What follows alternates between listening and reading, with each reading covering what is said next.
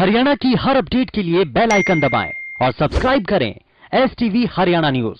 प्रदेश में मेरा पानी मेरी विरासत योजना को लेकर किसानों में रोष जारी है। धान की फसल पर 50% की रोक लगाए जाने के बाद से किसान सरकार के इस फैसले से खफा हो गए हैं। रतिया में किसानों ने ट्रैक्टरों पर काले झंडे लगाकर सरकार के इस फैसले का विरोध किया। किसानों ने सरकार को चेतावनी दी है कि अगर यह फैसला वापस नहीं लिया गया तो आर पार की लड़ाई लड़ेंगे और हर हाल में धान की फसल लगाएंगे।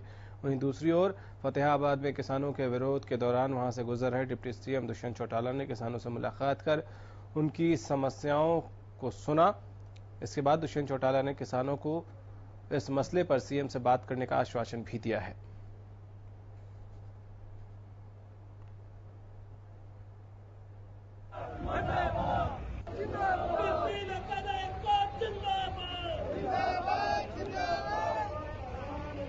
तो फसल पर फसाद जारी है और सरकार के मेरा पानी मेरी विरासत योजना का विरोध की तस्वीरें लगभग हर रोज कहीं न कहीं से आ रही है। इस पर विपक्ष भी लगातार सरकार पर हमलावर है और इस दौरान दुष्यंत चौटाला डिप्टी सीएम से किसान ने अपनी बात साझा की और उन्होंने आश्वासन दिया है कि सीएम से इस बारे में बात करेंगे। ये ट्रैक्टर पर काले झंडे लगाकर विरोध करते किसान नजर आए।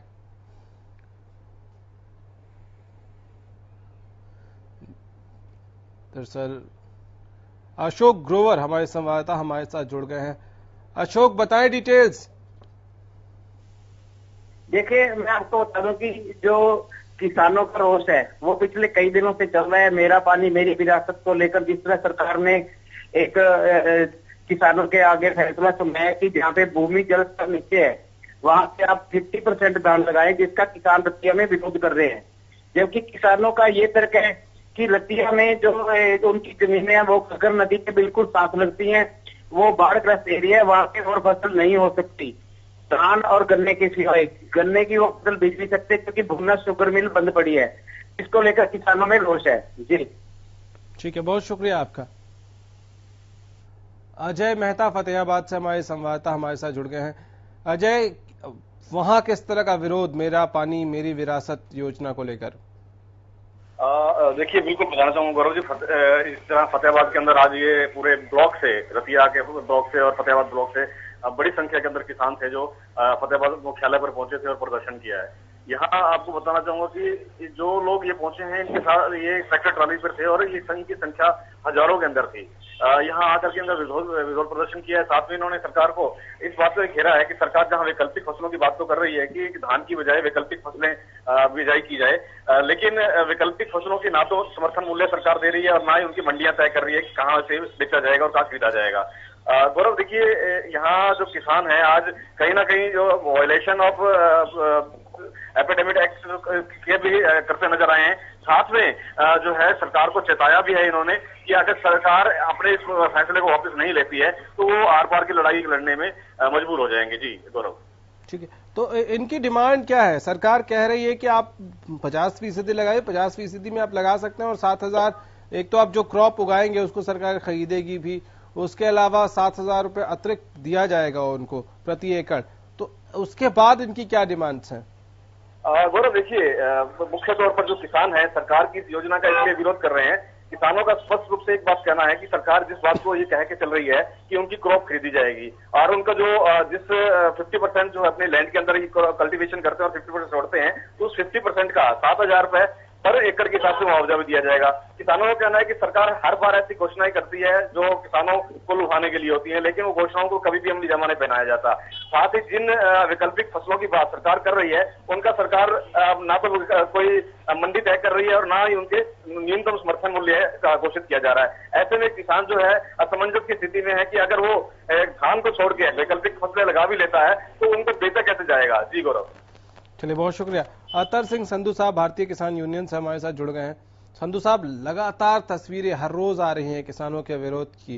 वो विरोध कर रहे हैं मेरा पानी मेरी विरासत योजना का। क्यों विरोध है? सरकार कह तो रही है कि आप 50% में लगाइए, 50% में जो आप वैकल्पिक फसल लगाएंगे उसके अलावा 7,000 रुपए प्रति एकड़ देंगे। विरोध किस बात का? देखिए गौरव जी, मेरा एक और मानना है कि जिस एरिया को डार्क जोन किया है उस एरिया में गन्ने की खेती भी अच्छी हो सकती है और गन्ना उस एरिया में बहुत बहुतायत पर होता है। तो क्या सरकार 7,000 रुपए जो पैसे दे रही है, क्या गन्ने की खेती करने वाले किसान को भी देगी क्या? क्योंकि किसान ने जिन फसलों का नाम उस एरिया में लिया है उस एरिया में वो खेती संभव नहीं है। क्योंकि मैंने पहले भी 1-2 बार आपके इंटरव्यू में कहा भी वहाँ नील गाय बहुतायत में है या वहाँ वो जो खेती होती है वो चलन में नहीं है, उसके लिए मंडिया का प्रावधान नहीं है। क्या उसका उस एरिया में क्या सब्सिडी देगी सरकार? वो नहीं, मतलब क्या सरकार पे भरोसा नहीं? अगर सरकार कह रही है कि ये वैकल्पिक फसल है जो आप लगा सकते हैं इस इलाके में, उन्होंने भी तो कुछ रिसर्च किया होगा। जो वैकल्पिक जो फसल के लिए बोला है, उन्होंने मकई के लिए बोला है, उन्होंने अरहर के लिए बोला है, उन्होंने उस एरिया में कपास होती ही नहीं है। अब सरकार गलत फसल के लिए कर रही है। सरकार गन्ने के लिए क्यों नहीं कहती? सरकार कहते गन्ना उगाओ और गन्ना हम उठाएंगे पूरा और 7,000 रुपए पर एकड़ गन्ने में देंगे, पूरा किसान तैयार हो जाएगा। सरकार को किसान को कोई दिक्कत नहीं है। तो सरकार गन्ने को भी रखे ना साथ में। भाई जो जितनी मिलें हैं आसपास में, करनाल की मिल है, कैथल में मिल है, कई जगह वहाँ भादसों में मिल, शुगर मिल है उस एरिया में, तो सरकार उन मिलों के लिए भी रखे। भाई किसान गन्ना उगा सकता है, गन्ना का उठान हम पूरा करेंगे। अगर सरकार गन्ने की फसल के लिए मान जाती तो निश्चित रूप से हरियाणा का किसान जिन एरिया में डार्क जोन रखा है वो पूरा तैयार हो जाएगा और किसान को कोई दिक्कत नहीं होगी। तो गन्ने में और धान की फसल में पानी जो लगता है उसमें कितने का डिफरेंस होता है? देखिए किस फसल के साथ? धान में और गन्ने में पानी जो लगता है उसमें कितना फर्क है? ऑलमोस्ट बराबर है, धान और गन्ने में बराबर है, कोई दिक्कत नहीं है। गन्ने में पानी कम लगता है, धान में ज्यादा लगता है। वही पूछ रहा हूँ, कितने का अंतर है? कोई ज्यादा अंतर नहीं है, 5-7 हजार 10,000 पर एकड़ का अंतर होगा, ज्यादा अंतर नहीं है। नहीं, पैसे की बात नहीं कर रहा हूँ मैं, पानी की बात कर रहा हूँ।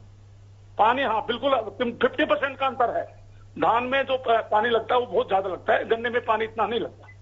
ठीक है, तो और पैसे में सिर्फ 5-7 हजार का अंतर है और 7,000 आप कह रहे हैं कि गन्ना समय से किसानों का हो जाता है, शुगर मिल ले लेते हैं और पेमेंट किसानों के हो जाते हैं, तो निश्चित रूप से ज्यादा अंतर नहीं है और गन्ने के लिए लोग तैयार हो जाएंगे। लेकिन गन्ने में दिक्कत है, सरकार कहती है हम तो इतना क्विंटल ही गन्ना लेंगे, बाकी किसान को फिर सस्ते दामों में प्राइवेट मिलों को बेचना पड़ता है, वो किसान को बहुत नुकसान होता है उससे। चलिए, बहुत शुक्रिया संधू साहब आपका हमारे साथ जुड़ने के लिए। तो किसानों का विरोध लगातार जारी है और कई जगहों से ये लगभग हर रोज तस्वीरें आ रही हैं।